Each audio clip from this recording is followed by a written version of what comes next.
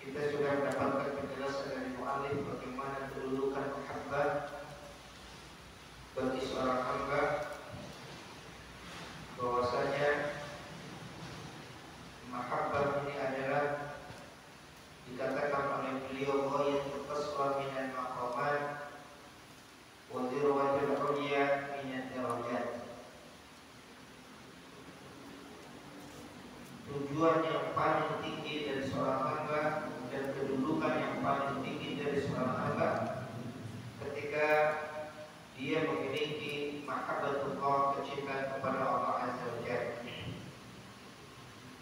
Dan Allah Subhanahu wa taala menjelaskan bagaimana orang-orang beriman betapa besarnya kecintaan mereka kepada Allah Azza wa Jalla, di mana Allah Subhanahu wa taala berfirman, wa minan nasi may yattakhidhu min dunillahi andada yuhibbunahum ka hubbillah.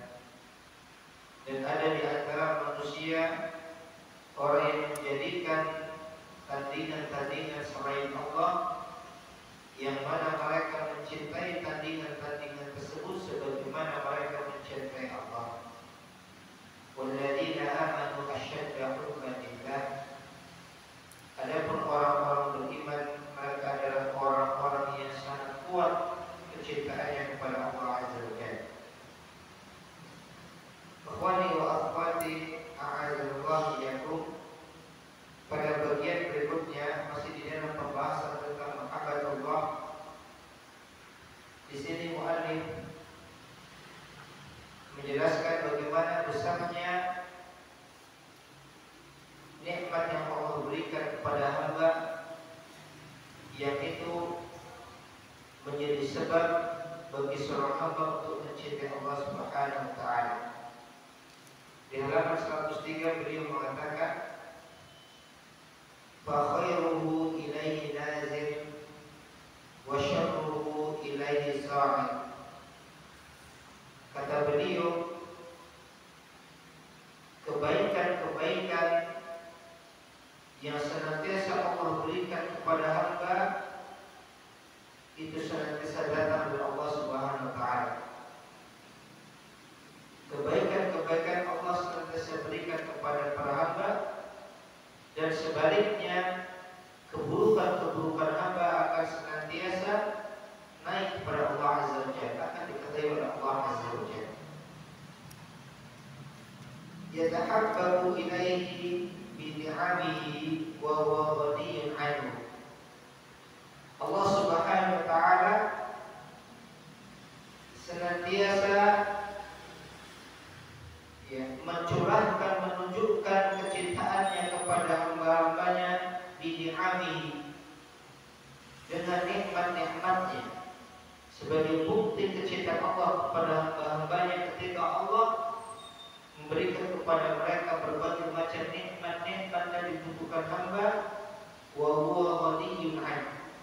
Padahal Allah Subhanahu wa taala zat yang ghani, yang tidak membutuhkan hamba.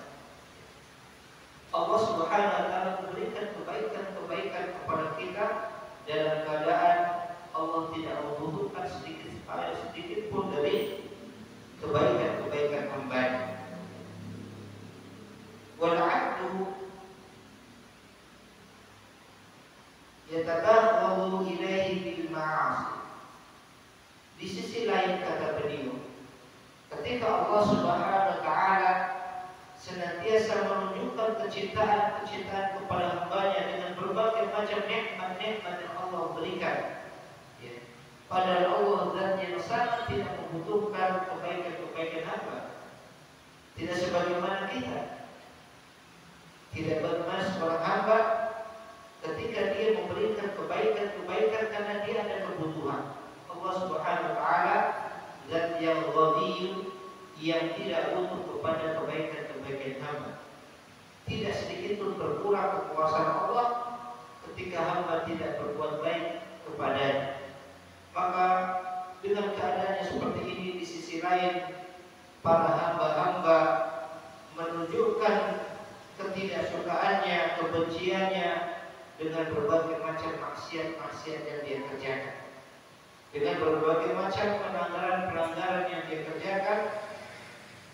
huwa faqirun ilaihi, padahal hamba sejatinya adalah sangat butuh kepada Allah Subhanahu wa taala. Di sini ikhwan wa akhwati a'azallahu yakum, beliau di sini penulis ingin mendudukkan kepada kita bagaimana maha luasnya Allah Subhanahu wa taala, maha kasih sayangnya Allah kepada hamba-Nya. Allah dan yang tidak butuh kebaikan hamba, senantiasa berikan berbagai macam nikmat. Di sisi lain, hamba dengan kejahilannya, hamba dengan kebodohannya dan kezalimannya, dia senantiasa banyak bermaksiat kepada Allah, padahal dia sangat butuh kepada Allah. Di dalam urusan manusia, muamalah antar sesama manusia, biasanya kita dapatkan kapan seseorang memberikan kebaikan, kapan seseorang akan berbuat baik kepada kita, kalau dia ada kebutuhan. Seseorang akan berbuat baik kalau dia ada kebutuhan. Semakin kuat kebutuhannya, maka semakin kuat kebaikan-kebaikan yang dia berikan. Ini pemilihan manusia, siapapun dia, orang soleh maupun tidak.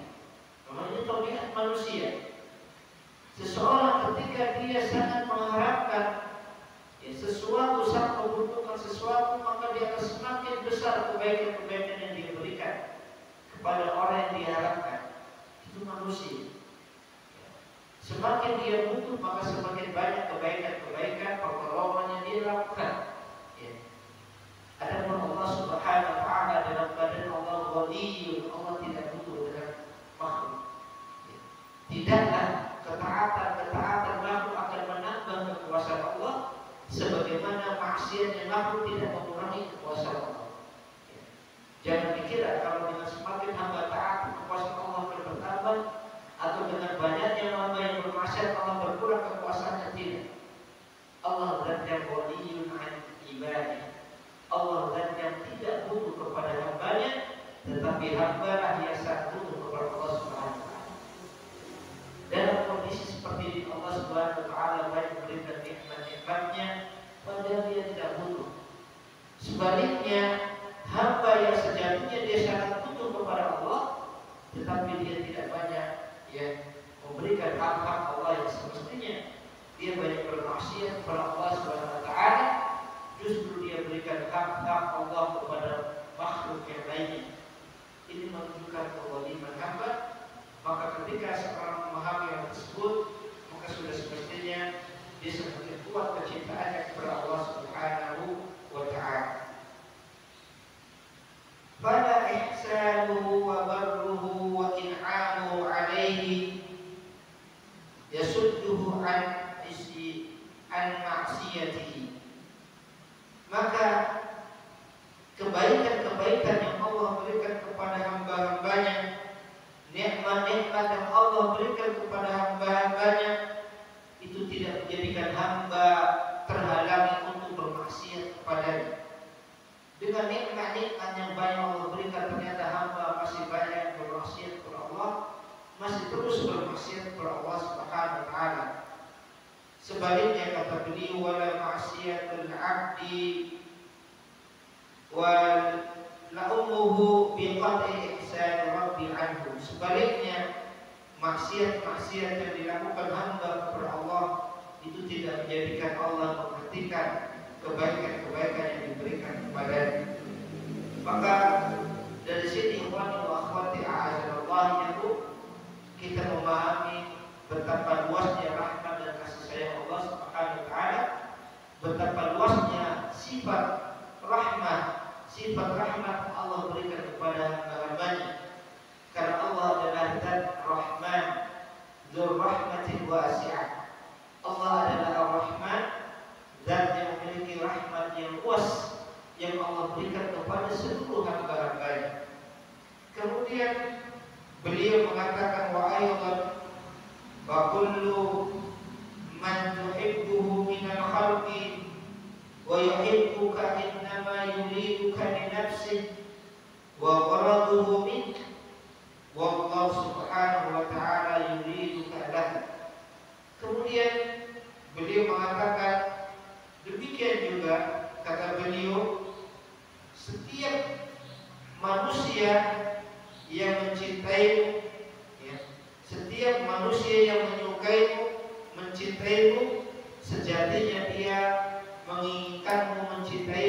li nafsi, itu untuk kebaikan dirinya. Wa gharaduhu minka, dan kepentingan yang dia miliki dari dirimu. Wallahu, adapun Allah Subhanahu wa taala, yuriduka laka, Allah menginginkan engkau untuk kebaikan engkau sendiri. Ikhwani wa akhwati a'adzallahu yakum. Al-Imam Qayyim Al-Jauziyah rahimahullah taala banyak menjelaskan tentang hal ini, bahwasanya tabiat manusia, dia mencintai yang lainnya atau dia menginginkan yang lainnya, itu hakikatnya adalah li nafsi, untuk kebaikan yang dia rasakan untuk diri. Seseorang akan berbuat baik, dia akan mencintai, dia akan memberi, akan menolong dan seterusnya ketika dia melihat ada maslahat, ada kebaikan untuk diri. Ya. Adapun Allah Subhanahu wa taala mencintai hambanya, Allah memberikan, menunjukkan kasih sayang kepada hambanya, itu laka, untuk kebaikan hambanya itu sendiri.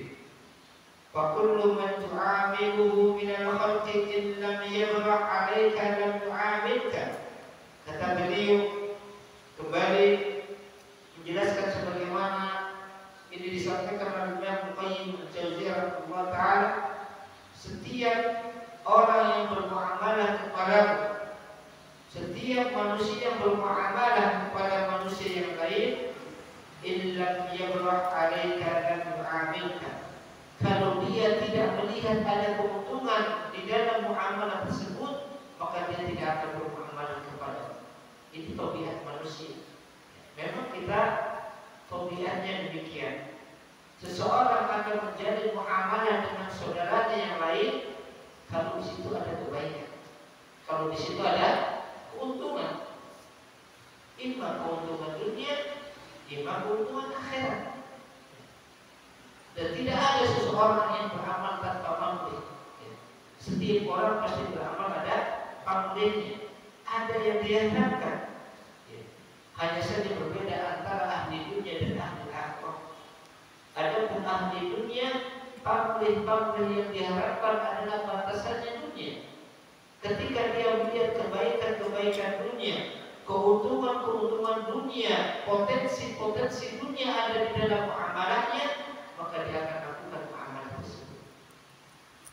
Ketika dia melihat tidak ada kebaikan dunia di situ, tidak ada keuntungan dunia dalam muamalah tersebut, apakah itu harta, apakah itu kedudukan, apakah itu jabatan dan yang lainnya dari kepentingan kebaikan-kebaikan dunia, maka ahli dunia ketika melihat di dalam muamalahnya tidak ada kebaikan dari sisi dunia, maka dia akan memutuskan muamalah. Dan itu sudah kita rasakan dalam kehidupan. Bagaimana banyak di antara kita banyak dikhianati, ya, banyak dikhianati oleh ahli dunia ketika dia melihat muamalahnya tidak ada kebaikan di situ dari sisi dunia. Ada orang-orang yang kepentingannya adalah memikirkan masa akhiratnya, maka cara pandang dia jauh lebih luas. Bukan hanya sekedar kebaikan-kebaikan dunia, tapi kebaikan akhirat. Maka ketika dia melihat di dalam muamalah tersebut ada kebaikan-kebaikan akhiratnya, maka dia pun bermuamalah. Adapun apabila tidak ada kebaikan, maka dia tinggalkan muamalah. Dan itu tabiat manusia. Tidak ada seseorang yang melakukan sesuatu tanpa pamrih. Pamrih itu sesuatu yang diharapkan, pasti ada. Kata beliau, setiap orang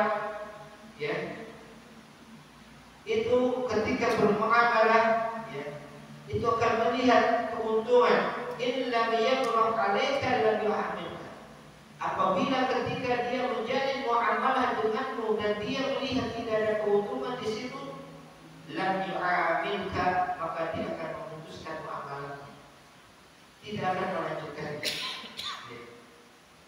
Wala budda lahu min naw'in min anwa'i ribhi, pasti ada salah satu dari jenis-jenis keuntungan yang diharapkan dari muamalah. Siapa orang yang bermuamalah tanpa pamrih?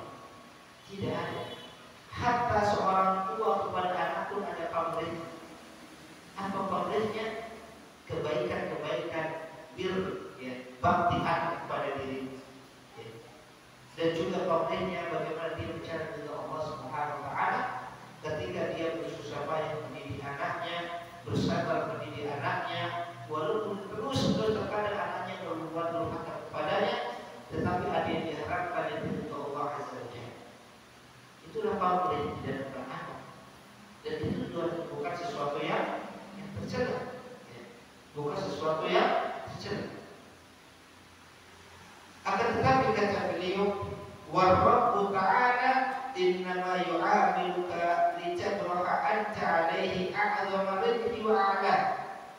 Adapun Allah Subhanahu wa taala itu tidak seperti hamba. Kalau hamba bermuamalah kepada hamba yang lain karena mencari keuntungan untuk dirinya, imma keuntungan dunia, imma keuntungan akhirat.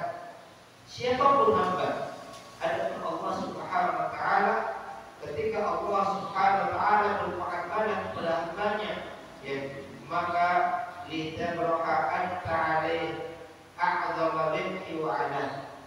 Ketika Allah bermuamalah kepada Anda di dalam perintah-perintah maupun larangan-larangannya, maka sejatinya itu adalah agar Anda meraih keuntungan yang paling besar dan paling agung.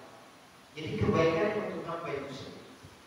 Seorang hamba ketika dia memperhatikan, ya, syariat Allah Subhanahu wa taala dengan berusaha untuk melaksanakan perintah-perintah yang Allah perintahkan atau meninggalkan larangan-larangan yang Allah larang, itu bukan untuk kebaikan Allah Subhanahu wa taala, tetapi untuk kebaikan hamba itu sendiri. Untuk kebaikan hamba. Fadirhamu bi asyri amthaliha ila sab'imi'ati di'fin ila ad'afin katsirah. Kata beliau, di antara bentuk maha murahnya Allah Subhanahu wa taala, satu dirham yang hamba sedekahkan di jalan Allah, Allah akan ganti dengan 10 dirham yang semisalnya, atau dengan 700 kali lipat, atau dengan lipatan-lipatan yang begitu banyak, dilipat gandakan dengan sangat banyak. Wasayyi'atu biwahidin, ada keburukan yang dilakukan oleh hamba, Allah akan balas dengan keburukan istighfar, tidak dilipat gandakan. Ini menunjukkan, ya, maha luasnya rahmat Allah Subhanahu wa taala. Di dalam kebaikan Allah lipat gandakan, ya. Al-hasanah bi asyri amthaliha ila 700 wa ila ad'afin katsirah. Kebaikan-kebaikan yang dilakukan hamba, Allah akan balas 10 kali lipatnya, sampai 700 kali lipatnya, sampai berlipat-lipat yang banyak. Karena balasan amal kebaikan satu orang yang tidak sama, tergantung dengan kualitas dari amalnya, tergantung dengan keikhlasannya, tergantung dengan kesesuaiannya dengan syariat Rasulullah sallallahu alaihi wasallam. Itu amalan hamba, Allah balas berlipat-lipat. Adapun as-sayyi'atu bimithliha, adapun keburukan yang dilakukan hamba, Allah akan balas dengan yang setimpal, tidak Allah lipat gandakan. Wa huwa asra'u syai'in mahwan, dan Allah adalah zat yang sangat cepat untuk memaafkan dan menghapuskan kesalahan baik. Sebesar apapun kesalahan hamba, ketika dia bertobat kepada Allah Subhanahu wa taala, maka Allah akan mengampuni dan memaafkan, menghapuskan kesalahan.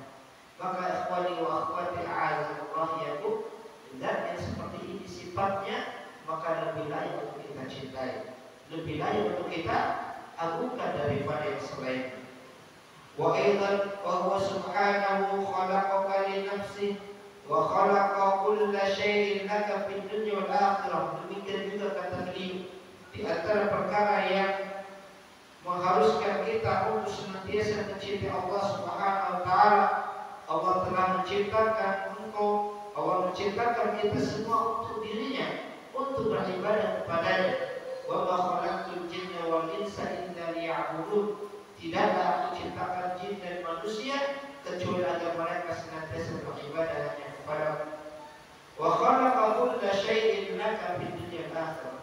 Adapun Allah ciptakan segala sesuatu itu adalah untuk kepentingan manusia. Allah sediakan apa yang ada di bumi ini, ya, semuanya adalah untuk wasilah manusia di dalam beribadah, di dalam berkorban kepada-Nya. Faman aula minhum istidraril wus'i fi mahabbati wa badril judi fi mardati, maka siapa lagi lebih berhak dari Allah untuk diberikan kecintaan dan untuk kita kerahkan dengan penuh kesungguhan dalam mencari ridha Allah Subhanahu wa taala. Ikhwani wa akhwati a'azallah yakum. Maka di sini beliau banyak menjelaskan bagaimana sifat-sifat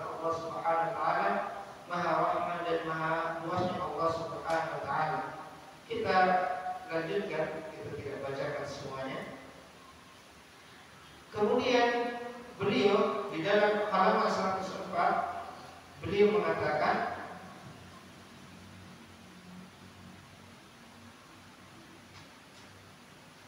Allah Subhanahu wa taala kata beliau, la yushghiluhu sam'un an sam'in wa la tughallituhu kathratul masail.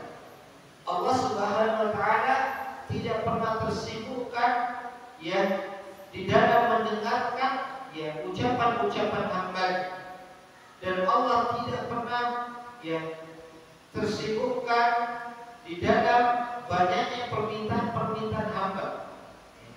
Permintaan-permintaan yang disampaikan hamba kepadanya sama sekali tidak menyibukkan, tidak membuat Allah yang menjadi bingung dengan banyaknya permintaan tersebut. Wala yatabarramu bi ilhadil mulhidin. Allah Subhanahu wa taala juga tidak pernah merasa bosan dengan desakan-desakan hamba ketika meminta. Ketika seorang hamba terus-menerus mendesak kepada Allah di dalam permintaannya, itu tidak menjadikan Allah merasa bosan dengannya, tidak menjadikan Allah merasa marah dengan ya mendesaknya hamba di dalam meminta.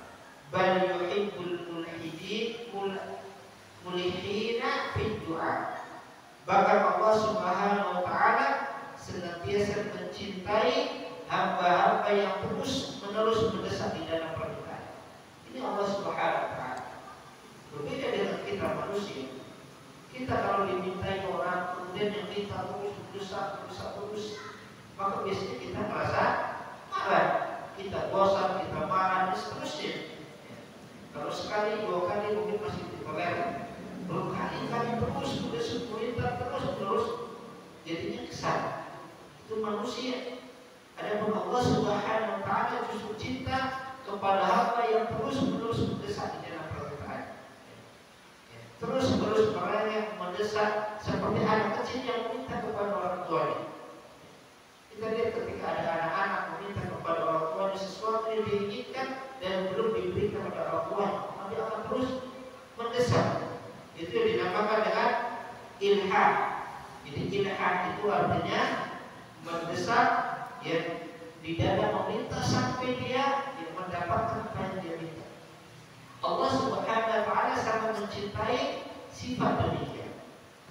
Jadi Allah Subhanahu wa taala mencintai hamba-hamba yang terus-menerus meminta dan dia mendesak di dalam permintaannya. Mendesak artinya apa? Terus-menerus tidak merasa bosan. Seperti anak-anak. Antum lihat coba kalau ada anak-anak yang minta sesuatu kepada abinya begini ya, dan belum dikasih, dia terus-menerus meminta sampai kadang uminya abinya merasa saya mau sendiri. Dan Allah Subhanahu wa taala sangat cinta dia. Bukan Allah menjadi marah, tetapi justru Allah sangat mencintai hamba-hamba yang demikian. Wa yuhibbu an yus'al. Dan Allah sangat cinta, Allah sangat menyukai apabila hamba senantiasa meminta kepada Allah. Kalau kita banyak dimintai oleh orang, itu kita semakin lama semakin benci, semakin saya tidak suka. Tetapi Allah Subhanahu wa taala semakin hamba meminta, terus meminta, Allah sangat mencinta. Allah dengan hamba yang terus-menerus meminta kepada Allah semakin mencintainya. Sebaliknya, wa yaghdhabu idza lam yus'al. Justru Allah akan murka apabila hamba tidak meminta kepada-Nya. Allah akan benci, Allah akan marah apabila hamba tidak meminta kepada-Nya. Wa yastahyi min 'abdi haitsu la yastahyi 'abdu min. Allah merasa malu kepada hambanya yang meminta. Di sisi lain hamba tidak pernah merasa malu kepada Allah Subhanahu wa taala. Sebagaimana dalam hadis, bahwa Allah merasa malu apabila ada hamba mengadakan kedua tangannya meminta sesuatu, kemudian dia turun dalam keadaan tidak dijabahkan permintaan. Menunjukkan Allah SWT maha mengabulkan permohonan-permohonan hamba. Dan dikabulkannya permohonan sebagaimana dijelaskan oleh para ulama itu banyak macam. Ijabatul doa, dikabulkannya doa itu tidak mesti didapatkan apa yang diminta ketika itu, bukan seperti itu. Dikabulkannya doa orang yang berdoa, ya, itu banyak keadaan. Imma Allah segerakan, Allah tunjukkan, Allah berikan apa yang dia minta di dalam kehidupannya, ya. Imma Allah tunda nanti di akhir-akhir kehidupannya, atau Allah simpan nanti Allah berikan di akhir. Atau Allah palingkan sesuatu sebanding dengan apa yang dia minta dari apa yang dia minta diminta oleh hamba. Ini ijabah doa, dikabulkannya doa bentuknya banyak. Ya. Jangan dikira kita ketika berdoa kepada Allah Subhanahu wa taala bentuk dikabulkannya doa itu pasti diberikan apa yang kita minta langsung ketika itu tidak. Ya. Karena tidak sedikit orang tua ketika dia berdoa dengan penuh keikhlasan, ya, untuk kebaikan anaknya, kesolehan anaknya, dia dapatkan, ya, bahwasanya tidak ada kebaikan, tidak ada perubahan pada diri anaknya ketika itu, ya. Tetapi dengan keikhlasannya dan kesabarannya dia dapatkan di akhir-akhir kehidupannya, di masa tuanya ternyata anaknya menjadi anak yang soleh. Atau mungkin setelah wafatnya dia, Allah bimbing mereka, Allah jaga mereka menjadi anak yang soleh, ya. Setelah orang tuanya meninggal dunia, anaknya tetap dijaga oleh Allah. Itu salah satu bentuk dikabulkannya doa. Ya. Oleh karena itu ketika kita meminta sesuatu kepada Allah, jangan sampai kita, ya, berputus asa dari permintaan yang menurut kita belum dikabulkan. Yang jelas Rasulullah SAW mengatakan bahwasanya menegaskan bahwasanya Allah itu malu kalau ada hamba mengadahkan kedua tangannya meminta, kemudian kedua tangannya turun dalam keadaan tidak dikabulkan doa.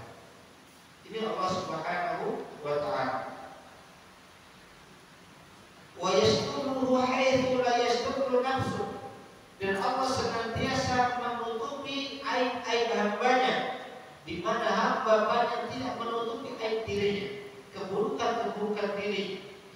Allah Subhanahu wa taala senantiasa menutupi aib-aib kita, keburukan-keburukan diri kita, yang seandainya aib kita diketahui oleh orang lain maka akan hancur dan akan binasa kedudukan kita.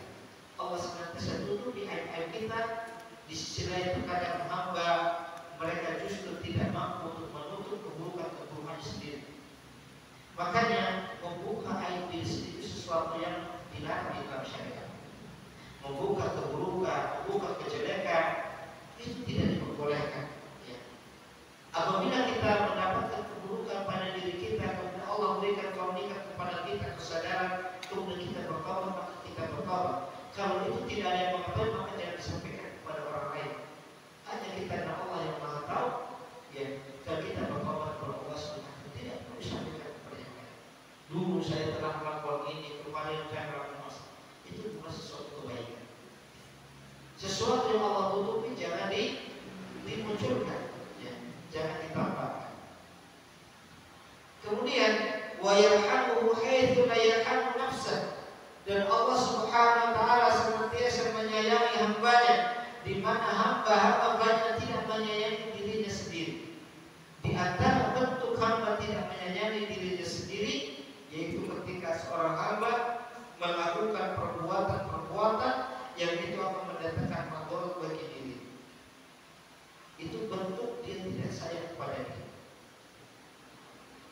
Di antara bentuk kasih sayang orang tua kepada anaknya apa? Di antara bentuk tingginya kasih sayang orang tua kepada anaknya, dia akan mencegah anaknya dari perkara-perkara yang bisa memadaratkan kehidupannya. Itu bentuk kasih sayang. Bukanlah merupakan suatu kasih sayang ketika orang tua membiarkan anaknya dalam kebinasaan, membiarkan anaknya dalam kehancuran. Apapun yang diinginkan anaknya diberikan pada orang tua, tahu ini akan menjadi sumber kerusakan dia, kerusakan akhlaknya, kerusakan moralnya, dan seterusnya. Itu bukan kasih sayang. Maka ketika Allah Subhanahu wa taala di dalam syariat-syariatnya Allah memerintahkan kita sesuatu, melarang sesuatu, itu semua demi kebaikan hamba. Dan itu semua wujud dari kasih sayang Allah kepada hamba. Itu wujud dari kasih sayang Allah kepada hambanya, karena sejatinya itu adalah untuk kebaikan hamba. Ketika seorang hamba, ya, melanggar apa yang telah Allah larang dalam ketentuan syariatnya, maka sejatinya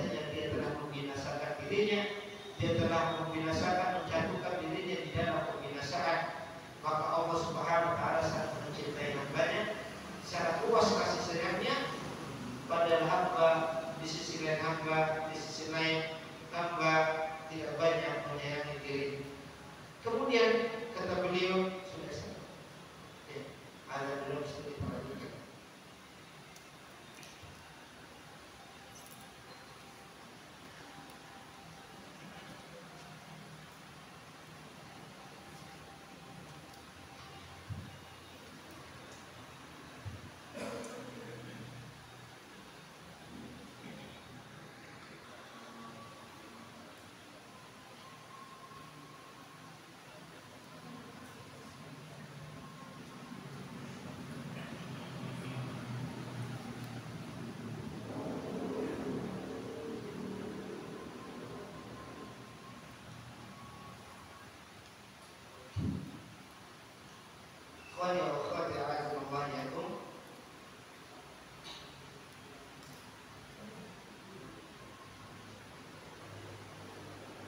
Kemudian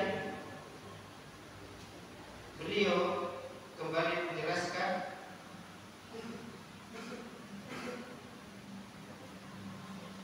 wa kaifa la tuhibbul qulubu man la ya'ti bil hasanati illa huwa wa la yujibu da'awati wa yuqilu al-'atharati wa yaghfiru al-khati'ati wa yasturu al-'awrati wa yakshifu al-qurbati wa yaghithu al-lahfati wa yanilu talibati siwa. Kata beliau, bagaimana mungkin hati-hati hamba tidak mencintai zat yang tidak datang satupun kebaikan-kebaikan melainkan datang darinya, dari Allah Subhanahu wa taala, dan tidak ada yang mengabulkan doa-doa, permintaan-permintaan atau memaafkan kesalahan-kesalahan, mengampuni kesalahan-kesalahan, menutup aurat-aurat atau menghilangkan bencana-bencana dan semisalnya, wa yanilu thalibat, dan memberikan apa-apa yang diminta hamba kecuali Allah Subhanahu wa taala. Maka zat yang seperti ini layak untuk dicintai. Zat yang senantiasa memberikan kebaikan-kebaikan, menghilangkan kesusahan-kesusahan, itu adalah zat yang paling berhak untuk diberikan kecintaan. Fa huwa haqqu man dzukir wa haqqu man syukir wa haqqu man ubid. Maka kata beliau, Allah adalah zat yang paling berhak untuk senantiasa disebut-sebut hamba. Allah adalah zat yang paling berhak untuk senantiasa diingat oleh hambanya, dan Allah adalah zat yang paling berhak untuk senantiasa disyukuri oleh hambanya karena luasnya kebaikan-kebaikannya. Dan Allah adalah zat yang paling berhak untuk diibadah. Dan semua bentuk-bentuk ibadah yang dilakukan pada hamba, pengagungan dan tawakal, menyerahkan diri, menyandarkan urusan, memohon sesuatu kepada selain Allah, hakikatnya adalah sesuatu yang batin. Kenapa? Karena itu memberikan sesuatu yang bukan pada tempatnya. Ketika seorang hamba meminta kepada mayit yang lemah, kepada benda-benda yang tidak punya kemampuan, maka sejatinya dia telah meminta sesuatu yang bukan pada tempatnya. Dan itulah bentuk kezaliman. Karena kezaliman, sebagaimana dikatakan para ulama yang dimaksud dengan zalim, adzulmu huwa wada'u syai' fi ghairi mahalli. Itu yang dimaksud dengan zalim. Jadi zalim itu adalah meletakkan sesuatu, menempatkan sesuatu bukan pada tempat yang semestinya. Itu namanya zalim. Itu zalim. Menempatkan sesuatu bukan pada tempatnya, itu namanya zalim. Itu yang dimaksud dengan zalim. Sesuatu yang ada tempatnya kita letakkan bukan di tempatnya, namanya zalim. Peci diletakkan di kepala, itu bukan zalim, karena memang tempatnya di sini. Kalau peci diletakkan di kaki, namanya zalim, karena itu bukan pada tempatnya. Demikian juga hak-hak orang yang mengambil hak yang bukan miliknya, itu zalim. Kenapa? Itu bukan tempatnya, itu milik orang lain. Ketika diambil bukan dengan izinnya, berarti menempatkan sesuatu bukan pada tempatnya, itu zalim. Dan sebesar-besar zalim adalah ketika seorang hamba meletakkan hak ibadah kepada selain Allah Subhanahu wa taala. Karena ibadah, yang memiliki hak ibadah adalah zat yang memiliki sifat uluhiyah, sifat keistimewaan, sifat kesempurnaan. Itulah zat yang punya hak ibadah. Allah adalah satu-satunya zat yang memiliki sifat kesempurnaan, sifat uluhiyah, sifat kesempurnaan min jami'il wujud, dalam segala sisi. Allah adalah zat yang memiliki sifat sempurna dalam segala sisi. Maka Allah adalah satu-satunya zat yang punya hak untuk ibadah. Maka ketika hak ibadah ini diberikan kepada Allah Subhanahu wa taala, ini adalah sebesar-besar keadilan. Karena lawan dari zalim adalah adil. Adil itu artinya meletakkan sesuatu pada tempatnya. Kebalikannya, zalim meletakkan sesuatu bukan di tempat. Maka sebesar-besar keadilan yang dilakukan seorang hamba ketika dia mampu menempatkan hak-hak Allah Subhanahu wa taala pada tempatnya. Dan sebesar-besar kezaliman yang dilakukan hamba ketika dia memberikan hak-hak Allah kepada selain Allah. Itulah kesyirikan. Dari sini kita memahami perkataan al-Qur'an yang dibalik Allah Subhanahu wa taala dalam Al-Qur'an, ya bunayya la tusyrik billah inna syirka la dhulmun 'adzim. Kata Luqman kepada anaknya, ya bunayya, wahai anakku, la tusyrik billah, jangan engkau berbuat syirik kepada Allah. Artinya jangan engkau memberikan ibadah kepada selain Allah. Itu namanya syirik. Kenapa kata Luqman inna syirka la dhulmun 'adzim? Karena syirik itu adalah kezaliman yang paling besar. Dari sini kita tahu kenapa syirik dikatakan kezaliman. Karena syirik adalah kezaliman yang paling besar dilakukan hamba kepada Allah Subhanahu wa taala. Maka dari sini kita mengetahui betapa besarnya bahaya syirik, betapa jahatnya orang berbuat syirik.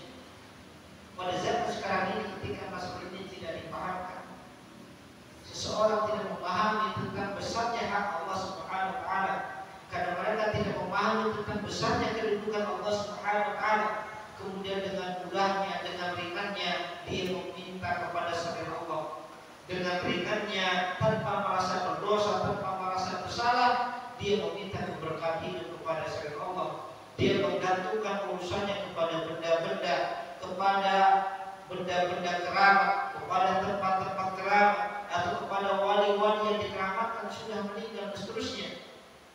Dan dia tidak merasa sedang berbuat zalim. Dia merasa tidak sedang berbuat zalim, padahal kata Luqman yang Allah abadikan dalam Al-Quran, itulah kezaliman yang paling besar. Kalau di zaman kita sekarang ini, ikhwan wa akhwati azim, itu ketika ada anak durhaka kepada orang tuanya, diheboh masyarakat. Ini anak sangat zalim sekali. Orang tua yang sedang merawatnya dari kecil, mendidiknya dari kecil, ketika dosa tidak tahu diri. Ya, masyarakat tidak akan terima seperti ini. Karena ini suatu bentuk kezaliman. Tetapi ketika ada berita orang sedang meminta kepada kuburan, orang anak berkah kepada benda-benda, orang tunduk kepada jimat-jimat, mereka tidak merasa itu kezaliman. Hanya dianggap itu berita biasa-biasa saja. Mereka kepada dulu seperti dianggap biasa-biasa. Kenapa mereka tidak merasa itu suatu perkara yang besar? Karena tidak paham hakikat kesyirikan. Seandainya seorang hamba paham betapa buruknya kesyirikan, karena kesyirikan itu berarti dia telah mengambil hak Allah Subhanahu wa taala, hak yang paling besar dia berikan kepada Allah, dan itu adalah salah satu sebesar-besar kedurhakaan. Oleh kata Allah Subhanahu wa taala, Allah menegaskan innallaha la yaghfiru ay yushraka bihi wa yaghfiru duna ma duna dzalika liman yasha. Allah tidak akan mengampuni kesyirikan. Dan Allah akan mengampuni dosa lainnya sesuai yang Allah kehendaki. Kenapa? Karena syirik ini dosa yang kezaliman yang sangat besar dari Allah Subhanahu.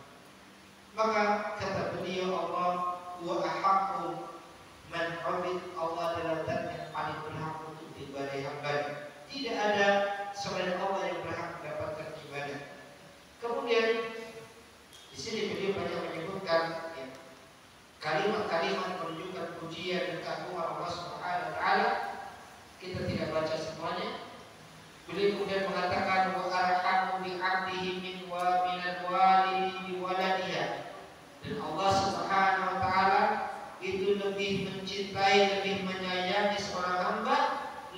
besar daripada kecintaan seorang ibu kepada anaknya. Kita mengetahui bahwasanya fitrah manusia, seorang ibu itu punya kecintaan yang sangat besar kepada putranya, kepada anaknya. Tetapi cintanya, kasih sayang Allah kepada hamba itu jauh lebih besar daripada kasih sayang ibu kepada anaknya. Kemudian beliau mengatakan bahwa asyaddu farahan bi taubatin ta'ibi min al-faqid bi rahilatihi allati 'alaiha ta'amuhu wa syarabuhu fil amri al-muhlika idza ya'isa min al-hayat thumma wajada. Kata beliau, Allah Subhanahu wa taala itu sangat gembira dengan taubatnya seorang hamba yang bertobat. Lebih besar kegembiraannya daripada gembiranya orang yang kehilangan kendaraannya, yang di atas kendaraan itu perbekalan makan minumnya, ya, dia kehilangan kendaraannya di tengah-tengah tanah yang gersang, yang tandus, yang tidak ada kehidupan, yang membahayakan, ya, yang dia telah merasa berputus asa dari kehidupan, tiba-tiba dia mendapatkan ini. Kegembiraan Allah jauh lebih besar dari hamba yang demikian. Hal ini sebagaimana dalam hadis yang dikatakan oleh Muslim saya bacakan, dan di kitab ini tidak disebutkan secara khusus hadisnya. Di dalam hadis dari Imam Muslim, Rasulullah SAW mengatakan, lillahi asyaddu farhan bi taubati 'abdihi hina yatubu ilaihi min ahadikum kana 'ala rahilatihi bi ardin falatin فنبتت منه عليها طعامه وشرابه وأيس منها فأوتي فأتى شجرة فاضطجع في ظلها قد أيس من راحلته وبين هو كذلك إذا هو بها قائمة عنده فأخذت بخطامها ثم قال من شدة البرد اللهم أنت عبدي وأنا ربك أخطأ من شدة البرد. Kata Nabi SAW menunjukkan betapa besarnya kegembiraan Allah Subhanahu wa taala dengan taubatnya hambanya. Kata Nabi, sesungguhnya Allah sangat gembira dengan taubat hambanya ketika dia hamba tersebut bertobat kepada. Ini menunjukkan besarnya kasih sayang Allah kepada hamba. Allah sangat bergembira, sangat besar kegembiraan Allah ketika ada hamba-hambanya bertobat dari kesalahan. Allah sangat kuat kegembiraannya dengan taubat hambanya ketika dia bertobat, melebihi kegembiraan seseorang di antara kalian yang berada di atas kendaraannya, tunggangannya, dan berada di suatu tanah yang tandus di atas padang pasir. Kemudian hewan tunggangan itu lari meninggalkannya. Padahal di hewan tunggangan itu ada perbekalan makan dan minumannya. Sehingga ketika ia menjadi putus asa, kemudian ia mendatangi sebuah pohon dan tidur berbaring di bawah naungan pohon tersebut dalam keadaan hatinya pernah berputus asa. Tiba-tiba ketika ia dalam keadaan seperti itu, kendaraannya tampak berdiri di sisinya. Lalu ia mengambil ikatnya, tali rekan kendaraannya, ya, karena sangat gembiranya maka dia mengatakan, Allahumma ya Allah, anta abdi wa ana rabbuk, wa ya Allah, engkau adalah hambaku dan aku adalah Tuhan. Karena salah ucap, kemudian ia telah salah dalam ucapannya karena sangat gembira. Hadis riwayat Muslim. Di dalam hadis ini, ikhwan wa akhwat a'azakum, ada pelajaran Rasulullah SAW menunjukkan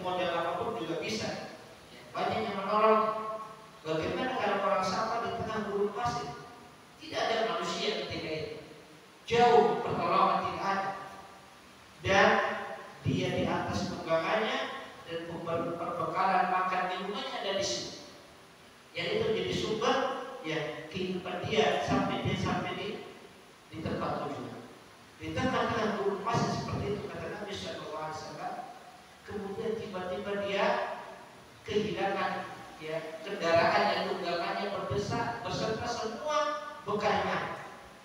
Jika orang sedang ada di ontanya misalkan atau di kudanya, bekalnya semua di situ, tiba-tiba kudanya beserta bekalnya lari meninggalkan dia sendirian. Ya. Kemudian dia berteduh di bawah pohon dan dia sudah berputus asa. Dia tinggal menunggu kematian kalau bahasa kita sekarang. Mau menghubungi siapa? Tidak ada komunikasi. Meminta kepada siapa? Tidak ada manusia di situ. Bekal juga tidak ada, kendaraan tidak ada. Dia bersandar dalam keadaan kata Nabi dia sudah berputus asa dari kehidupan. Artinya dia sudah menunggu detik-detik kematian, dia tinggal menunggu saja. Kalau sudah sampai waktu sudah meninggal. Dikala seperti itu, ketika dia tertidur tiba-tiba ketika bangun, dia dapati tunggangan dan bekalnya ada di hadapan dia. Maka orang seperti ini sangat gembira. Dan tidak ada kegembiraan yang bisa melebihi kegembiraan orang seperti ini. Apa ada kegembiraan orang yang sudah siap-siap meninggal, yang berputus asa kehidupannya, tiba-tiba datang ada kegembiraan apa? Tidak ada kegembiraan yang bisa melebihi kegembiraan orang seperti ini.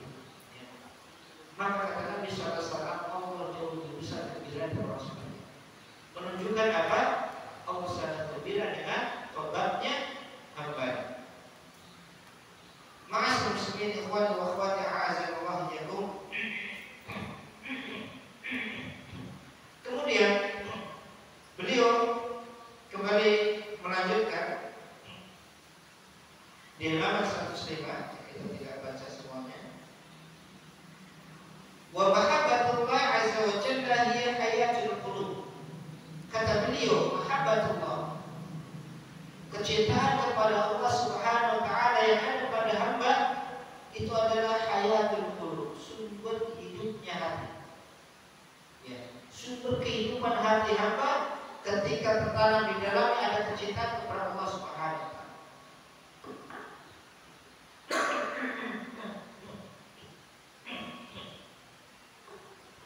Wa ghadhaa'ul arwah, dan menjadi makanan bagi ruh. Ruh hamba itu akan merasakan kenikmatan ketika ada di dalam hatinya kecintaan kepada Allah Subhanahu wa taala. Wa laysa lil qalbi ladzatun wa la na'imun wa la falahun wa la hayatun illa biha. Kemudian beliau mengatakan sejatinya hakikatnya tidak ada kelezatan, tidak ada kenikmatan, tidak ada kemenangan, tidak ada kehidupan yang sejati bagi hamba di dalam hatinya kecuali dengan mahabbatullah, cinta kepada Allah Subhanahu wa taala. Makanya ikhwan dan akhwat yang azza yaqul, ya, Ibnu Qayyim al-Jauziyah beliau menjelaskan bahwasanya orang-orang saleh, orang-orang yang hatinya dipenuhi dengan mahabbatullah, cinta kepada Allah, Allah dudukkan kepadanya jannatul dunia, surga di dunia. Ketika Allah berikan kepadanya kenikmatan di dalam hatinya yang memenuhi seluruh isi hatinya, yang itu tidak bisa didapatkan oleh raja-raja, tidak didapatkan oleh para penguasa, tidak didapatkan oleh ahli dunia. Kebahagiaan yang Allah berikan kepada hamba-hamba yang saleh ketika dia hatinya dipenuhi dengan mahabbat, kecintaan kepada Allah Subhanahu wa taala. Kadang kenapa kita tidak merasakan kenikmatan demikian? Karena memang mahabbatullah masih lemah padanya. Kecintaan kepada Allah masih lemah pada hati kita. Kenapa kita banyak tersibukkan dengan urusan-urusan dunia kita? Kecintaan dunia masih begitu kuat dan mahabbatullah sangat lemah. Sehingga bagian kenikmatan yang kita dapatkan dalam hati kita juga sebanding dengan bagian mahabbatullah kita dapatkan. Ya, bagian kenikmatan dalam hati itu sebanding dengan porsi bagian mahabbatullah yang kita masukkan dalam hati kita. Ya. Maka orang-orang yang memenuhi hatinya dengan mahabbatullah dan kecintaan kepada Allah, maka dia akan mendapatkan bagian besar dari kebahagiaan dalam hati. Sekarang kita juga merasakan, ya, karena hati manusia juga Sebagaimana disebutkan oleh Rasulullah SAW, hati hamba itu di antara dua jari Allah Ar-Rahman. Allah bolak-balikan hati. Terkadang dalam kondisi-kondisi tertentu, ya justru kadang mungkin di kala-kala, di saat-saat kita dapatkan musibah yang menimpa kita atau menimpa saudara kita, menimpa orang tua kita, menimpa orang dekat kita, justru di saat-saat seperti itu kita mendapatkan kenikmatan hati yang luar biasa. Kapan? Ketika kita sangat memohon kepada Allah SWT, meminta kesembuhan orang tua kita, ketika kita beribadah, munajat kepada Allah, menangis kepada Allah, karena kita sangat membutuhkan pertolongan Allah, maka kita merasakan hati begitu lapang. Sekarang kita rasakan demikian. Yang itu tidak kita rasakan ketika kita dapatkan dunia. Yang itu tidak pernah dirasakan oleh ahli dunia. Makanya terkadang ahli dunia merasa heran dengan kenikmatan orang-orang ahli ibadah. Kenapa? Karena mereka tidak dapatkan. Karena kenikmatan dunia sangat berbeda dengan kenikmatan ibadah. Kenikmatan ibadah adalah kenikmatan yang Allah kekalkan. Adapun kenikmatan dunia itu kenikmatan yang dikaitkan dengan dunia. Sebagaimana sifat dunia kata Allah, dunia itu sifatnya mudah berubah dan mudah hilang. Maka kenikmatan dunia juga demikian. Perhatikan orang-orang meraih kenikmatan semata-mata dari dunia, maka sesaat dia merasakan, sesaat pula dia akan merasa kehilangan. Kenikmatan dunia demikian. Ada nikmat ibadah, nikmat mahabbatullah, pengagum kepada Allah, itu kenikmatan yang Allah senantiasa jaga. Dan ini senantiasa hari kita usaha. Bagaimana kita senantiasa memasukkan kecintaan kepada Allah Subhanahu wa Ta'ala, karena itulah sumber kehidupan bagi hati-hati orang beriman. Mahabbatullah hayatullah. Mahabbatullah adalah sumber kehidupan bagi hati-hati orang. Kemudian beliau mengatakan, fa idza faqida al-qalbu kana alamu a'zam min alamil 'ain idza faqidat nuraha wal udhunu idza faqidat sam'uha. Kata beliau, apabila hati hamba telah kehilangan mahabbatullah, hati seorang hamba tidak merasakan kecintaan kepada Allah di dalam hatinya, seorang hamba tidak memiliki mahabbatullah di dalam hatinya, maka alamuhu a'zam, rasa sakit yang dialami hati itu jauh lebih besar daripada rasa sakitnya mata ketika kehilangan cahaya, atau rasa sakitnya telinga ketika kehilangan pendengar. Orang yang dianggap diberi ujian Allah ketika matanya tidak bisa melihat atau telinganya tidak bisa mendengarkan, itu merasakan kesakitan. Tetapi sakitnya yang dirasakan hamba ketika tidak ada mahabbah itu lebih besar dari itu semua. Bal fasadul qalbi idza khala min mahabbati fatirihi wa barihi wa ilaihi al-haq a'zam min fasadil badan idza khala min ar-ruh. Bahkan kata beliau kembali mengatakan, bahkan kerusakan hati apabila hati telah kosong dari kecintaan kepada Allah, maka ini lebih besar daripada kerusakan badan ketika dia ditinggalkan oleh ruhnya. Wa hadzal amru la yasduqu bi illa man fi hayatuh. Dan perkara ini kata beliau tidaklah mungkin bisa diwujudkan, tidaklah dirasakan kecuali oleh orang-orang yang memang ada kehidupan di dalam hati. Orang-orang yang hatinya merasakan kehidupan dengan iman, dengan mahabbatullah, maka orang-orang seperti itu akan merasakan sakit ketika dia bermaksiat kepada Allah Subhanahu wa Ta'ala, ketika dia jauh dari Allah Subhanahu wa Ta'ala. Wa mal jarahu bimaiti ilam. Adapun luka itu tidak akan pernah dirasakan orang yang meninggal. Sayatan pada anggota tubuh itu tidak akan dirasakan sakitnya orang yang meninggal dunia. Demikian juga orang yang hatinya mati, orang yang hatinya tidak ada kehidupan iman, maka maksiat, dosa, pelanggaran tidak dirasakan. Dia tidak pernah merasakan sakit ketika bermaksiat. Maka hati-hati ketika kita bermaksiat, kita tidak merasakan sakit. Sebagaimana mayat itu, anggota tubuhnya tidak akan pernah merasakan sakit ketika kita lukai. Ya, orang sudah meninggal, kalau dilukai anggota tubuhnya tidak merasakan sakit. Kenapa? Karena sudah tidak ada ruh. Maka demikian juga hati. Ketika seseorang bermaksiat kepada Allah, melakukan kemaksiatan dan hatinya tidak merasakan sakit, maka hatinya telah dicurigai, telah dikhawatirkan, hatinya telah meninggal, hatinya telah mati. Ya. Karena hati yang hidup akan merasakan. Sebagaimana orang yang hidup akan dirasakan sentuhannya sedikit pada badannya akan terasa, maka hati yang memiliki kehidupan juga demikian. Sentuhan-sentuhan maksiat yang mungkin terlintas akan dia rasakan dan dia akan mengingkari. Khawati wa khawati azanikum, ini yang bisa kami sampaikan terkait masalah muhabbatullah, kecintaan kepada Allah Subhanahu wa taala, yang ini adalah perkara yang sangat diharapkan